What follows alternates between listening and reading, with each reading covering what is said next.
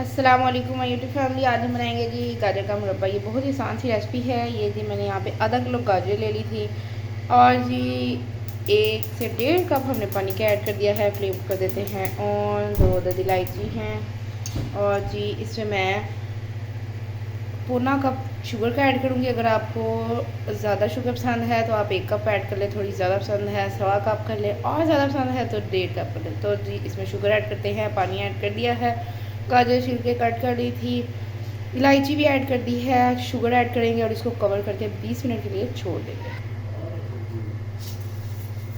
जल्दी पौना कप हमने शुगर ऐड की है, हमें ज़्यादा मीठा नहीं पसंद। इसको कवर करके छोड़ देंगे। इस दौरान हमने हिलाना चलाना बिल्कुल नहीं है। 20 मिनट बाद ही हम देखेंगे। लो टू मीडियम फ्लेम रखनी है। एक बार फुल फ्लेम पे इसको पका लेंगे अच्छे से, बॉयल जब आ देंगे फिर हमने लो टू मीडियम फ्लेम करके छोड़ देना।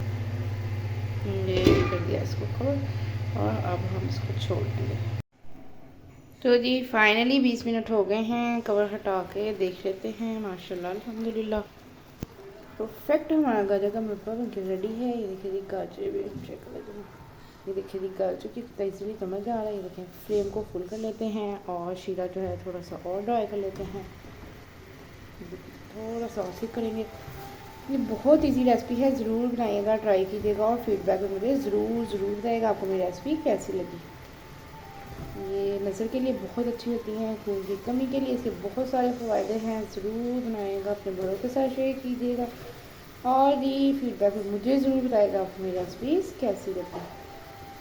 थोड़ा सा हम इसको और पकाएंगे। झटपट से बनकर तैयार होने वाली आसान सी मज़ेदार सी रेसिपीज़ रेडी है बनके।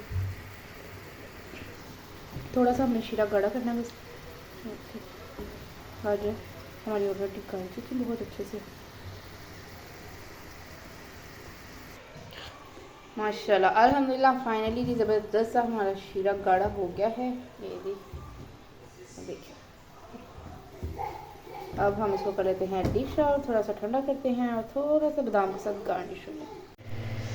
तो जी फाइनली मैंने डिश आउट कर लिया है। परफेक्ट हमारा गाजर का मुरब्बा बनकर रेडी है। ये थी हमारी आज की आसान सी रेसिपी। अगर पसंद आए लाइक शेयर सब्सक्राइब ज़रूर कीजिएगा, अपने प्यारों के साथ शेयर कीजिएगा, फीडबैक मुझे ज़रूर बताइएगा आपको मेरी रेसिपीज़ कैसी लगती हैं। दुआ में भी याद रखा करें, बेल आइकन को ज़रूर दबाया करें ताकि आपको मेरी हर आने वाली नई रेसिपी मिल सके। तो जी इसको कर देते हैं थोड़ा सा बादाम के साथ गार्निश। तो जी थोड़ा सा मैं इसको कर दिया बादाम के साथ गार्निश, जैसे कि मैं आपको पहले भी बता चुकी हूँ। गार्निश के साथ हमारे खानों की खूबसूरती बढ़ती है, तो जी ज़रूर गार्निश करके पेश किया करें। और अल्लाह हाफ़िज़, मिलते हैं एक नई रेसिपी के साथ। दुआ में याद रखिएगा।